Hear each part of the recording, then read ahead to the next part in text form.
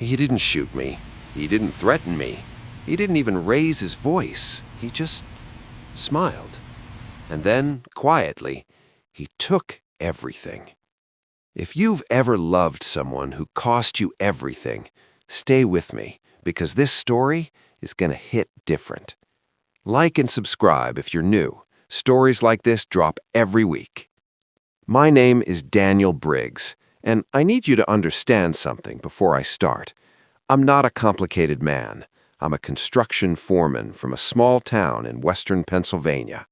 I wake up early, I work hard, I go home. That's it. That's the whole story. Or it was.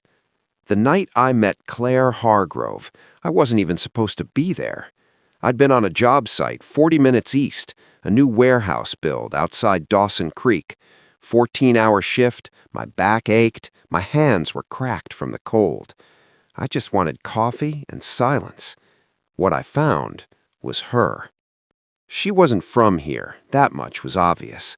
Her coat probably cost more than my truck. But she wasn't arrogant about it. That's what got me. She was trying to figure out the tire change herself, asked the waitress if anyone in the place knew how. And before I could stop myself, I said, "I can take a look." I changed that tire in 12 minutes. She offered me $40. I said no. She asked me why. I said, "Because you'd do the same for someone else." She laughed at that, said she wasn't sure that was true. And somehow, that honesty made me trust her more. Her name was Claire. She was 30 miles from home, on her way back from visiting a friend. We talked for 2 hours in that diner, 2 hours that felt like 10 minutes. I asked for her number before I left. She gave it to me before I asked. I should have driven away and never looked back, but I didn't. And that decision cost me everything I had. For 6 weeks, I was the happiest I'd ever been. I'm not a man who says things like that easily, but Claire was different from anyone I'd ever known. She was smart, genuinely curious. She asked questions and actually listened. She wanted to know what it felt like to build something with your hands. She came to the job site one Saturday and watched us pour a foundation, stood there in boots she'd borrowed from her friend, asking questions the whole time. I remember thinking, this is it. This is what people write songs about. But there was something she hadn't told me yet, something that would change the entire equation. Her last name. I didn't find out who her father was until the night she finally brought me to their house, and by then, the trap had already been set. Victor Hargrove. I'd heard the name. Everyone in that county had. He owned the land 3 of my last 4 job sites were built on. He had half the county commissioners in his back pocket. He'd been quietly buying up property in these hills for 20 years. And Claire was his only daughter. She'd been careful not to mention it. Not out of deception, she told me later. She said she just wanted me to know her first, before I knew what came with her. I understood that. What I didn't understand was her father. Victor Hargrove was 63 years old and looked 50. He had the handshake of a man who wanted you to know he was stronger than you. Cold eyes behind a warm smile. A voice like polished wood, smooth on the surface, hard underneath. He poured me a glass of whiskey I couldn't afford, sat across from me in a leather chair, smiled the whole time. He asked about my work, my family, my history, where I went to school, where I grew up, what I saw for myself in the next 5 years. It felt like a job interview or a deposition. Claire sat next to me the whole time, her hand on my arm, trying to keep things warm, but I could feel the temperature in that room. When I left that night, Victor shook my hand again at the door, held it a beat too long, looked at me and said, "It was good to meet you, Daniel. I'm sure we'll be seeing more of each other." He smiled, but his eyes didn't. I didn't sleep well that night. I told myself I was being paranoid. I told myself he was just a protective father. I told myself a lot of things. I was wrong about all of them. It started slowly, the way a leak in the roof starts. A drop here, a drop there. By the time you realize what's happening, the whole ceiling is already caving in. 3 weeks after I met Victor, I got called into the site manager's office. The project, a 40-unit residential development outside Harmon Falls, had been running for 8 months. I'd been lead foreman since month 2. My crew liked me. Our numbers were good. No accidents. My manager looked uncomfortable. Said the project developer had requested a change in site leadership. No complaints on record, no disciplinary action, just a request. Quiet, clean. I asked who the project developer was. He slid the paperwork across the desk. Hargrove Land Holdings, LLC. I stared at that name for a long time. I told myself it was a coincidence. I actually told myself that. I was reassigned to a smaller road crew 40 minutes away, a demotion in everything but title, half the pay scale, starting over. I didn't tell Claire, not yet. Over the next 4 weeks, it got worse. I put in for a foreman position at 2 other sites. Both called me back the same day. Both said the position had been filled internally before I'd even interviewed. My landlord called, said the building had been purchased by a property management group. New ownership wanted the unit for a long-term commercial lease. I had 60 days. I called a buddy who worked dispatch at the county, asked him to quietly check if any permits had been pulled on my building. He called back in an hour. His voice was different. He said, "Danny, you should let this go." I said, "Let what go?" He said, "Just let it go." And he hung up. That was the moment I knew. This wasn't bad luck. This was a plan. I wanted to be angry. I was angry. But underneath the anger was something worse. Fear. Not of Victor Hargrove. Fear that if I told Claire what was happening, she'd have to choose. And I wasn't sure I could survive watching her make that choice. So I didn't tell her. And that silence was my second mistake. Because while I was trying to protect her, Victor Hargrove was already making his next move. And this one I never saw coming. On a Tuesday morning in December, 2 county inspectors arrived at my road crew site. They weren't there for the road. They were there for me. Someone had filed an anonymous tip, alleged that I'd been removing materials, steel stock, copper wire, equipment from job sites, selling it off. Classic theft, easy to allege, hard to disprove quickly. There was no evidence because there was nothing to find, but in my line of work, an allegation like that sticks to you like tar. Even when you're cleared, people remember the accusation. I was suspended pending investigation. I was cleared 6 weeks later. It didn't matter. The damage was done. 3 contractors I'd spoken to about work stopped returning my calls that same week. I finally told Claire everything. Sat on the hood of my truck in her driveway, walked her through all of it, the job, the apartment, the false accusation. She didn't say anything for a long time, just sat there looking at her hands. And then she said something I'll never forget. "Daniel, there's something I need to show you." Her mother had died 4 years earlier, breast cancer, quiet and fast, Claire said. After the funeral, Claire had been given a box of her mother's personal things. She'd found the journal a year ago, had kept it to herself because she didn't know what to do with it. I read 3 pages. That was enough. Claire's mother, her name was Miriam, had written in that journal for over 30 years. In the entries from her early 20s, she wrote about a man she had loved before Victor. A school teacher, simple life, gentle. She called him the realest thing I ever had. Victor had found out about him when they were briefly apart. He had gone to that man's school board and filed a formal complaint, fabricated, malicious. The teacher had been let go by winter.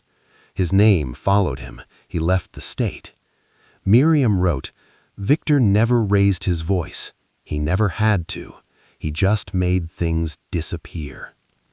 She married Victor 6 months later, not for love, out of fear of what he might do next. She spent 30 years in that house, smiling at his events, hosting his dinners, dying quietly inside. And the last entry, written just 2 months before she passed, said this: "I hope Claire finds someone like him, the teacher. I hope she finds someone kind, and I hope when she does, she runs." Claire was crying. I wasn't. I was somewhere past emotion, in that cold, clear place where things just become real. I understood now. Victor Hargrove had done this before, had made it a practice, had honed it into an art form. He wasn't protecting his daughter, he was collecting her.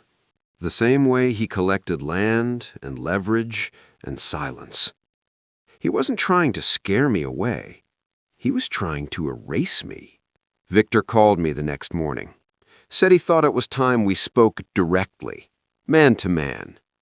I agreed. I went alone. I want to be clear about that. I didn't bring anyone, didn't record it. I just walked into that room. He didn't apologize. He didn't pretend. He poured 2 glasses of the same expensive whiskey, slid one across the desk. I didn't touch it. He talked for a while about legacy, about what it meant to build something, about the nature of men like us, which told me everything about how little he actually saw me. And then he opened a drawer, slid a single piece of paper across the desk. A check. $80,000. He said, "This covers your losses, your relocation, and your future inconvenience. You leave the county, you don't contact my daughter, and this ends cleanly for everyone." He said it like he was explaining weather, like the outcome was already decided, like I was just a variable being resolved. I looked at that check for a long time. $80,000. I hadn't had $2,000 in my account in 3 months. My truck payment was 40 days late. I was sleeping on a buddy's couch. $80,000. And I thought about my father, who worked 30 years in a mill that eventually closed and never once took money that wasn't earned.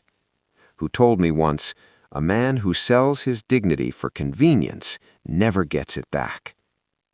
I picked up the check, looked at it one more time, and slid it back across the desk.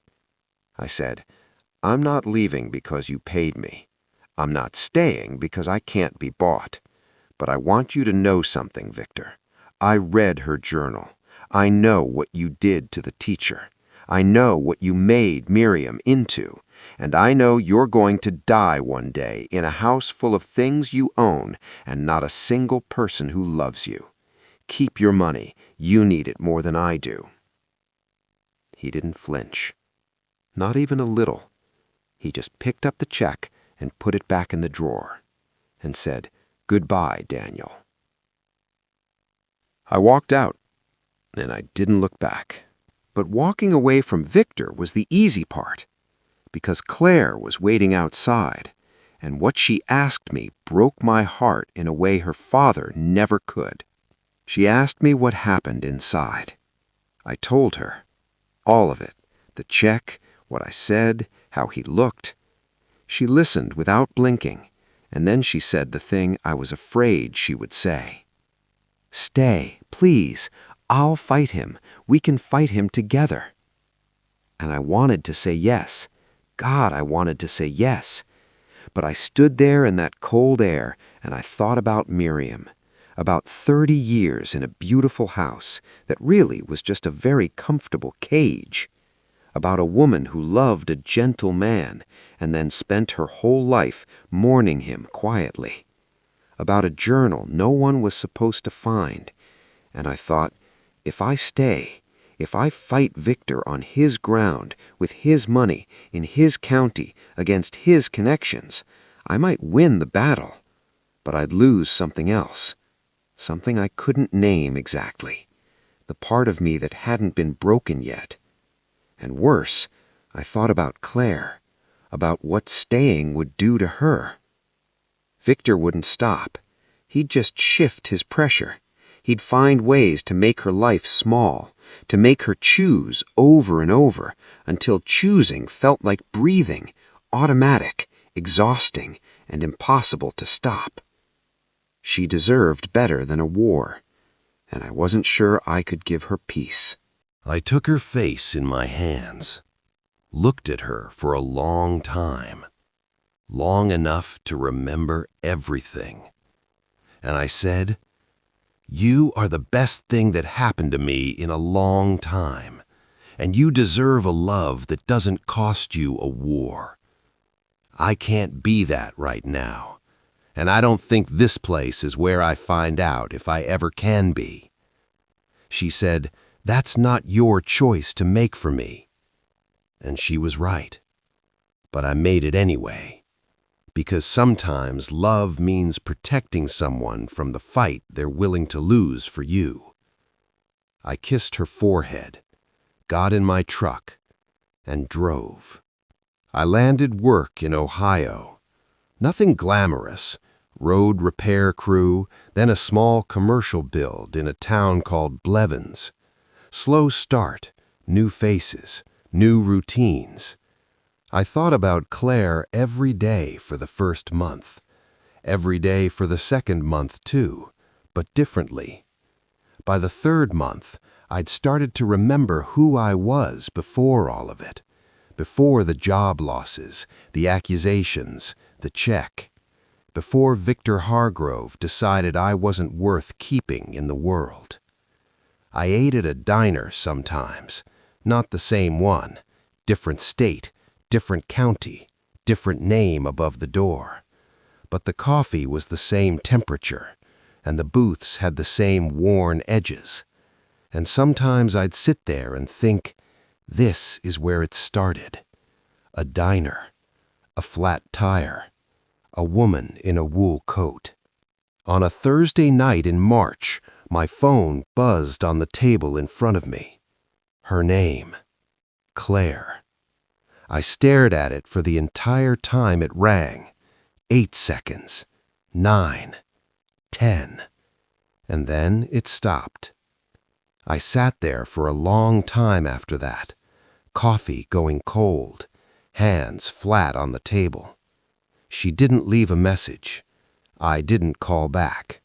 Not because I didn't love her, not because I didn't love her, but because I'd finally learned something her father never wanted me to know. Some men take everything from you slowly, so you never realize how much you've lost until the morning you wake up with nothing. Victor Hargrove had tried to empty me out, and I had let him get close. But sitting in that diner in a different town, with a job I'd earned and a morning I had to myself, I realized he had failed. He took my job, he took my apartment, he took 6 months of my life, but he couldn't take the part of me that drove away without his money. That part was still mine. Some people will tell you love is worth any cost. Maybe they're right, but I've learned something else. When a man is willing to destroy you just for loving his daughter, you have to decide what you're willing to become in order to stay. I chose to leave, not because she wasn't worth it, but because I was. She called one more time, 6 weeks later, from a different number. I knew it was her. I let it ring. And I think that was the bravest thing I ever did, and the saddest, both at the same time, for the rest of my life. If this story made you feel something, you know what to do. Like, subscribe, share it with someone who needs to hear it. New stories drop every week, and they only get deeper from here.